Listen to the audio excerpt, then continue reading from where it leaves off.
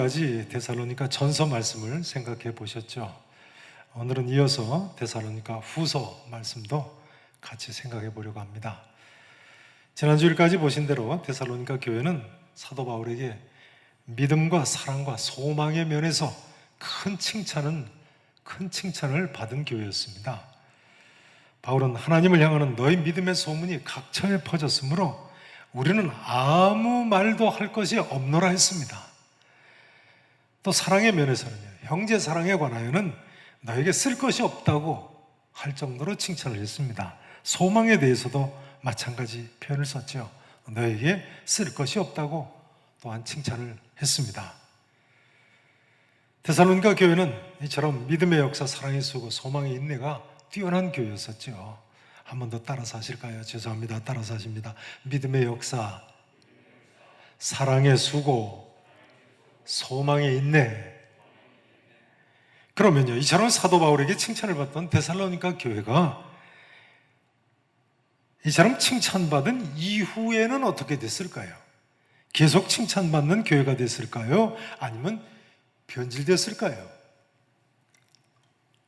우리는 데살로니가 교회의 데살로니가 전서 편지를 받은 이후의 모습을 데살로니가 후서 편지를 통해서 알 수가 있습니다. 데살로니가 후서 편지는 사도 바울이 주 52년 데살로니가 전서를 쓴 직후 같은 해에 쓴 편지입니다. 주 52년에 쓴 편지예요. 자, 3절 말씀을 같이 한번 읽어보시겠습니다. 데살로니가 후서 1장 3절 말씀, 자, 함께 읽으십니다. 형제들아, 우리가 너희를 위하여 항상 하나님께 감사할지니 이것이 당연함은 너희의 믿음이 더욱 자라고. 보세요. 데살로니가 후서에 의하면요, 데살로니가 교회의 교인들의 믿음은 후에 어떻게 됐어요? 믿음이 더욱 어떻게 됐다고요? 자랐어요. 너희 믿음이 더욱 자라고. 여러분, 나는 처음 교회 나올 때와 비교해서 믿음이 더욱 자랐다고 생각하십니까? 아니면 처음 믿을 때보다 믿음이 못해졌다고 생각하십니까? 몇몇 분들이 그러세요.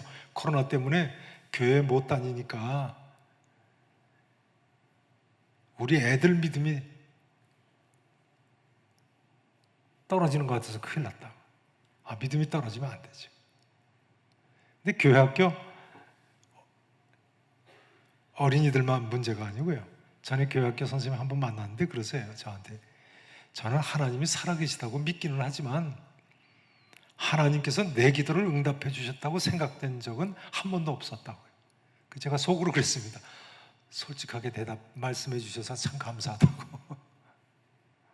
하나님 살아계시다고 믿기는 하지만 하나님께서 내 기도를 응답해 주셨다고 생각된 적이 한 번도 없었다. 그럴 리가 있습니까? 그런데 기도를 아예 안 하는 사람이라면 몰라도요, 제가 이렇게 말씀드렸어요. 기도를 구체적으로 하지 않으셔서 그렇다고요. 기도를 어떻게 하지 않으셔서 그렇다고요? 구체적으로 해보세요, 여러분. 하나님께서 기도 응답해 주시는 것을 모를 리가 없습니다. 저는 이달 말에 저희 교회 2단계 성경 연구를 한 주간 할 예정인데요. 코로나19 때문에 2단계 성경 연구 줌으로 진행을 해야 되겠습니다만 2단계 성경 연구 때마다 제가 성도님들께 기도 노트 만드시라고 말씀드리죠. 기도 노트에 기도 제목을 구체적으로 적어놓고 기도하시면요, 하나님께서 기도 응답하시는 것을 모를 리가 없습니다. 우리가 구체적으로 기도하지 않으면요, 기도 응답받고도 응답받았다는 사실조차 모른다니까요. 틀림없습니다. 제가 2단계 성경 연구 때 이런 예를 말씀드리죠. 어느 학부모님이 하나님, 우리 애 대학 가야 하는데 등록금 주세요 하고 기도하고요. 하나님, 우리 애 대학 가야 되는데 몇 월 며칠까지 475만 3천 원 주세요 하는 기도하고, 어느 사람이 더 하나님께서 응답하셨다는 사실을 잘 알 수 있을 거예요. 물론 구체적으로 기도한 사람입니다. 구체적으로 기도하면 분명 하나님 응답이시라는 사실을 알 수 있어요. 그런 기도 응답이 쌓이고 또 쌓이다 보니까 하나님이 정말 살아계시는구나, 내 기도가 응답되시는구나, 이렇게 믿음이 좋아지는 법이에요. 성도는 무엇보다 믿음이 좋아야 합니다. 뭐가 좋아야 된다고요? 성도는요? 믿음이 좋아야 돼요. 왜냐하면 인간은 믿음이 없어서는 아무것도 아니기 때문에 그렇습니다. 우리가 만일 믿음이 없다면요, 그것은 요한복음 15장의 비유를 빌리자면 포도나무에 붙어있지 않은 가지와도 같은 거니까요. 도무지 아무 열매도 맺을 수가 없어요. 결과적으로 맛을 잃은 송과 같이 되는 거예요. 사랑하시는 성도 여러분, 어제보다 오늘, 오늘보다 내일 더 좋은 믿음으로 열매 맺는 삶을 사실 수 있기를 진심으로 축원하겠습니다. 이제 그러면 데살로니가 교회 교인들의 믿음은 그렇고요. 데살로니가 교회 교인들의 사랑의 모습은 이후에 어땠습니까? 3절 후반절을 보시죠. 3절 후반절에 보시면요, 중반절을 보세요. 너희의 믿음이 더욱 자라고, 그 다음 뭐라고 되어 있습니까? 너희가 다 각기 서로 뭐하며 사랑함이 어떻다고요? 풍성함이라. 칭찬받고 있지 않습니까? 너희가 다 각기 서로 사랑함이 풍성함이라. 데살로니가 교인들은 본래 데살로니가 전서에 보면 사랑의 수고가 있다고 칭찬받은 성도들이었습니다. 그런데 아직까지도 칭찬을 받고 있는 거예요. 너희가 다 각기 서로 사랑함이 충만함이라. 글쎄요, 데살로니가 교회 교인 숫자가 당시에 얼마나 되는지는 오늘날 알 수가 없습니다. 그러나 교인 간에 서로 얼마나 사랑했으면 이렇게까지 칭찬을 받았을까요? 너희가 다 각기 서로 사랑함이 풍성하다. 저는 계산교회 담임 목사로서요, 우리 계산교회 성도님들께서도 이처럼 다 각기 서로 사랑함이 풍성했으면 좋겠습니다. 우리 중에 어느 누구만이 아니고요, 다 각기 모든 성도들이 말이죠. 우리가 어떤 경우에도 서로 사랑하며 사는 것이 분명한 하나님의 뜻입니다. 해마다 겨울이 되면 따뜻한 남쪽 나라에서 지내기 위해서 우리나라에 내려왔다 가는 기러기 떼를 보면요, V자를 그리면서 날아가지요. 철새가 V자를 그리면서 날아야지만 날갯짓을 조금만 해도 쉽게 날 수 있다고 하지 않습니까? 심장 박동수까지도 줄일 수 있다고 그래요. 그만큼 덜 힘든 거죠. 앞에 가는 새가 일으키는 날갯짓으로 뒤에 상승 기류가 생기기 때문에 뒤에 나는 새는 그냥 날갯짓 조금만 해도 떨어지지 않고 공중에 떠서 같이 날아갈 수 있다는 거예요. 이때 생기는 상승 기류의 상승이라는 단어가 시너지 효과할 때 시너지라는 단어입니다. 영어로도 시너지라고 합니다만 본래는 헬라어로 시너지입니다. 그런데요, 철새들이 이렇게 해야 시너지 기류, 상승 기류가 생긴다는 사실을 어떻게 알았을까요? 누가 이런 사실을 철새들한테 가르쳐 줬을까요? 기러기나 가창, 오리 같은 어미 철새들이 자녀 교육을 통해서 가르쳤을까요? 그럴 리가 있습니까? 이 철새들은요, 이동을 시작할 때 신기하게도 한 마리도 날아가지 않는 새가 없다는 거예요. 수십만, 수백만 마리 철새 중에 한 마리도 안 따라가는 새가 없다는 거예요. 아니, 어떻게 자기가 그래야 산다는 사실을 알고 겨울만 되려고 하면 그 먼 길을 다 따라갈까요? 철새 중에는 탕자처럼 제 갈 길로 가는 새가 하나도 없는 모양이에요. 사춘기가 없나요, 새는? 누가 이 철새들에게 이동할 때 다 같이 V자 그리면서 날아가야 산다고 가르쳤을까요? 공자님이요? 석가모니가요? 하나님께서 그렇게 창조하신 거죠. 이건 제 이야기가 아닙니다.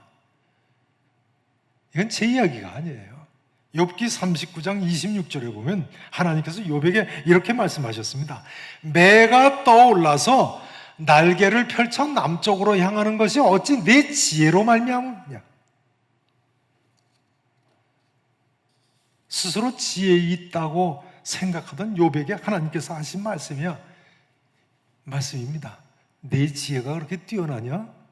야, 매가 떠올라서 날개 펼치고 남쪽으로 향해 가는 게 내 지혜로 말미암음이냐?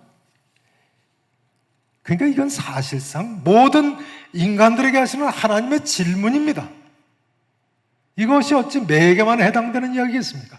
창조주 하나님께서 모든 새들에게 그렇게 지혜를 주셨다는 거예요. 철새들이 이동할 때는요, 이동 중에는 절대로 한눈을 안 판다는 거예요. 오직 목적지를 향해서 서로 도와가면서 함께 날아간다는 거예요. 그래서 자기 주관 없이 여기저기 기웃거리면서 자기 이익만 쫓아가는 정치인들 철새 정치인이라고 합니다만, 그 크게 잘못된 표현이라는 거예요. 요즘 선거철이 또 다가오니까 철새 정치인이 많죠. 눈치 봐가면서. 오히려 기러기는요, 앞에 가는 기러기가 힘들어하면 뒤에 있는 기러기가 대신 앞으로 가서 이끌잖아요. 그 친구 뒤에 가서 또 상승기를 타고 쉽게 가게. 심지어 철새는 다른 새가 상처를 입거나 병들어서 땅에 내려앉게 되면요, 다른 철새 몇 마리가 그 기러기하고 같이 땅에 내려앉는다는 거예요. 상처 낫고 다시 비행할 수 있으면 그제서야 같이 본 무리를 다시 따라가거나 다른 무리하고 합쳐서 간다. 대단한 사랑이고 대단한 의리고 대단한 헌신이죠. 사람도 이래야 되는데 말이죠. 기러기는 이렇게 해서 그 조그만 새가 시베리아나 알라스카에서부터 우리나라까지 3,000km 이상 먼 거리를 오고 간다. 꽃과 참새라는 철새는 우리나라에서 미얀마까지 날아갔다 오고, 도요새는 호주까지 갔다 온다는 거예요. 중요한 점은 이것입니다. 성도도 마찬가지입니다.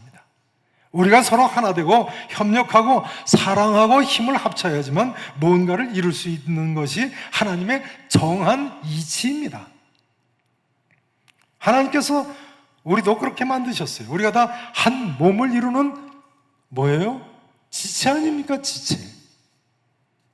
새들이건 인간들이건 서로 힘을 합치고 에너지를 모아야지만 뭔가를 더 이룰 수 있는 거예요. 이것이 소위 시너지 효과, 즉 상승 효과라니까요. 헬라어로 시너지는 협력한다 또는 돕는다는 뜻입니다. 협력한다, 돕는다.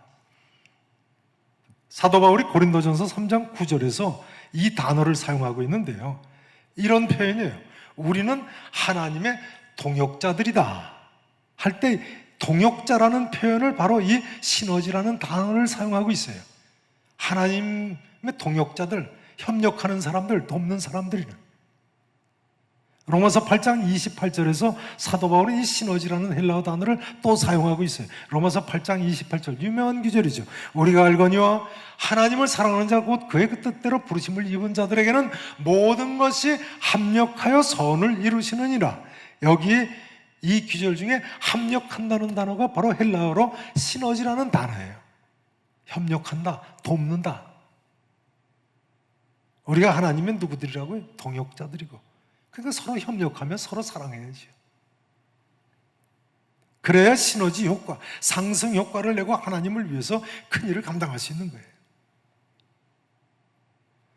저희 교회는 다음 달에 장로 안수 집사님 권사 임직식이 있습니다만 코로나 때문에 임직식이 예정대로 가능할지 모르겠습니다. 지금 사회적 거리두기 4단계라고 그래서 아직 날짜를 광고도 못했습니다. 모일 수가 없으니까요. 뭐 온라인으로 안수직을 할 수 있는 것도 아니고. 임직 받으실 피택 장로님, 안수 집사님들, 권사님들도 기도하셔야겠습니다만 여러분 다 함께 기도하셔야 되겠습니다. 이번에 임직하실 분이건 아니건 간에요, 우리가 다 같이 하나가 돼서 협력하는 것이 우리 하나님 뜻이라니까요. 그래야 우리가 모든 것을 힘있게 이룰 수 있고 하나님께 영광을 돌릴 수가 있는 것입니다.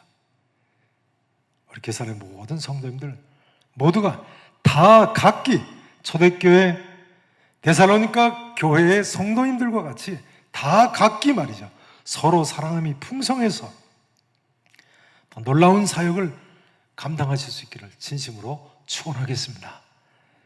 이제 데살로니가 교회 교인들의 소망의 면을 살펴보실 차례입니다.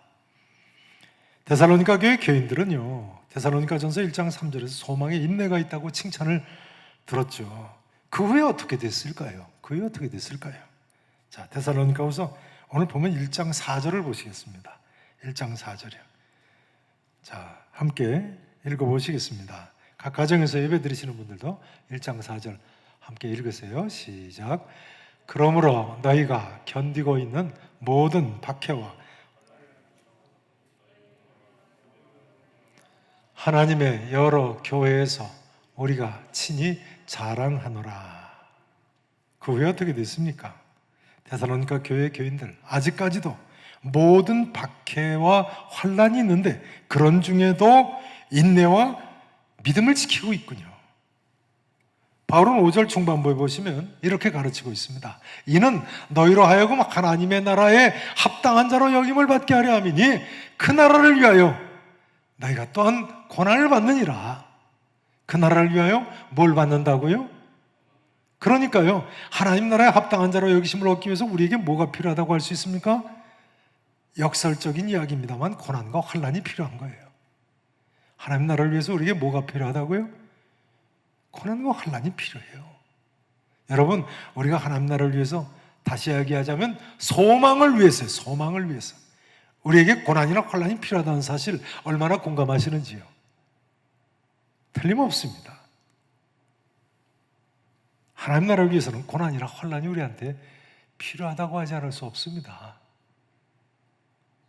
죄송한 이야기인지 모르겠습니다만, 그래서 로마서 8장 24절에서 사도 바울은요, 우리가 소망으로 구원을 얻었음에 보이는 소망이 아니 보는 것을 누가 바라리요? 만일 우리가 보지 못하는 것을 바라면 참음으로 기다릴지니라 했습니다. 틀림없는 말씀이죠. 보이는 것은 소망이 아니지요.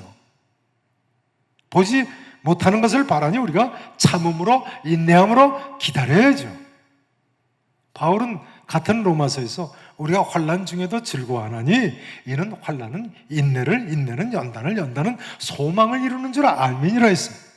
결과적으로 환난이 소망을 이룬다는 거예요.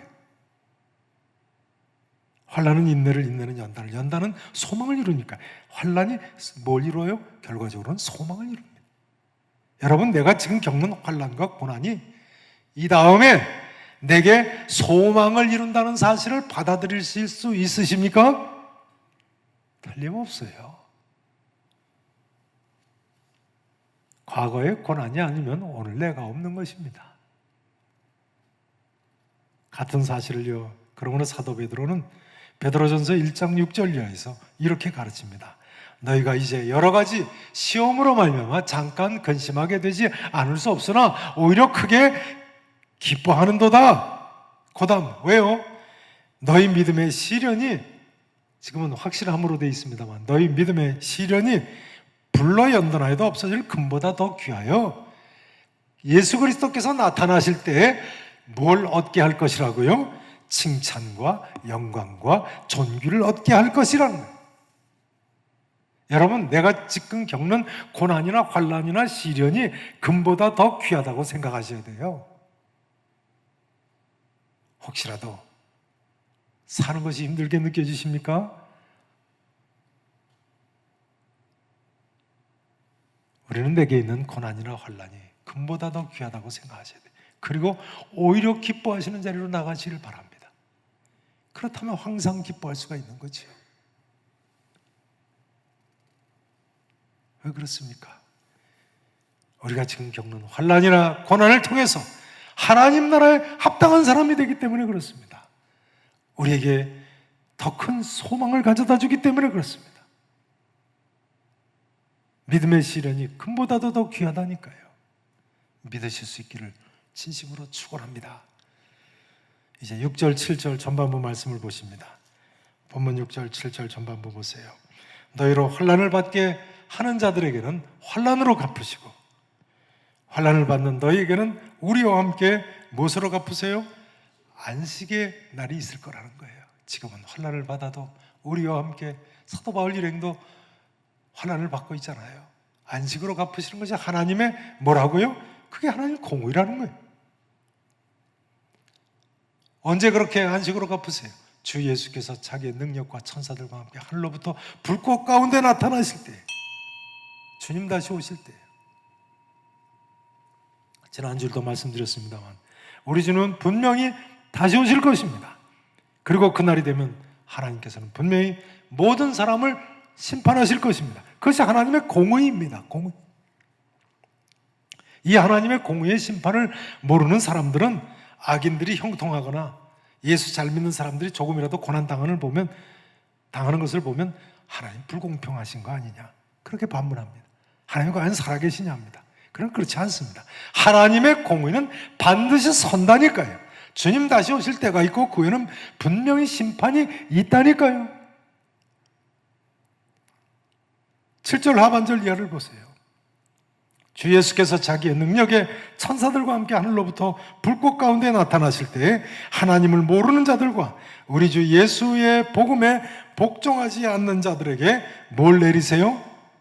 형벌을 내리시리니 이런 자들은 주의 얼굴과 그의 힘의 영광을 떠나 뭘 받아요? 영원한 멸망의 형벌을 받으리라. 참 무시무시한 말씀이죠. 그런 사실은 사실이거든요. 그 다음 2장 1절 이하를 보세요. 형제들아, 2장 1절 이하를 보세요. 우리가 너에게 구하는 것은 우리 주 예수 그리스도의 강림하심과 이처럼 다시 오신가 말이죠. 우리가 그 앞에 모임에 관하여 구원받은 백성들을 불러 모으시잖아요. 이런 모임에 관하여 영으로나 또는 말로나 또는 우리에게서 받았다는 편지로나 사도 바울에게서 이런 편지 받았다 하고 주의 날이 이르렀다 해서 쉽게 마음이 흔들리거나 뭐 하지 말아야 한다고요? 두려워하지 말아야 한다. 예수 그리스도의 다시 오심과 최후 심판을 이야기하면 사실은 사람들이 두려워할 수 있겠어요. 그러다 보니까 얼마나 많은 이단들이 이 주님 다시 오신다고 하고 최후 심판이 임하게 됐다고 하면서 혹세무민을 했습니까?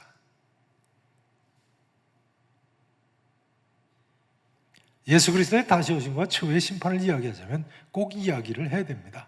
그렇지 않으면 이단에 빠지기가 쉬우니까요. 그렇다고 해서 쉽게 마음이 흔들리거나 두려워하거나 하면 안 된다. 왜요?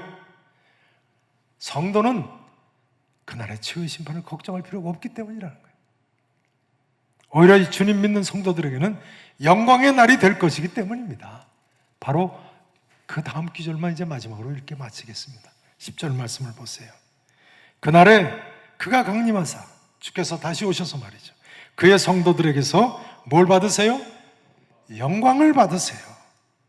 모든 믿는 자들에게서 놀랍게 여김을 얻으시리니 이는 우리의 증거가 너희에게 어떻게 됐다고요? 믿어졌음이라. 한번 따라서 하십니다. 우리의 증거가 너희에게 믿어졌음이라. 성도 여러분, 이 모든 말씀이 데살로니가 교회 성도들처럼 믿어주실 수 있기를 진심으로 축원합니다. 믿어주실 수 있기를 다시 한번 축원합니다. 그러면요, 마지막 질문입니다. 안 믿어주시는 분들은 어떻게 해야 될까요? 안 믿어주시는 분들은 어떻게 해야 될까요? 구체적으로 기도하면 된다니까요. 앞서 말씀드렸잖아요. 물론 성경 말씀도 부지런히 읽으셔야 되겠고요. 설교 말씀도 부지런히 들으셔야 되겠고요. 또 2단계 성경 연구 같은 성경 공부도 부지런히 참석하셔야 되겠죠. 또 믿게 해달라고 기도도 열심히 해야 되겠습니다만 그 중에 한 가지가 구체적으로 기도하는 것이 한 비결인 것입니다.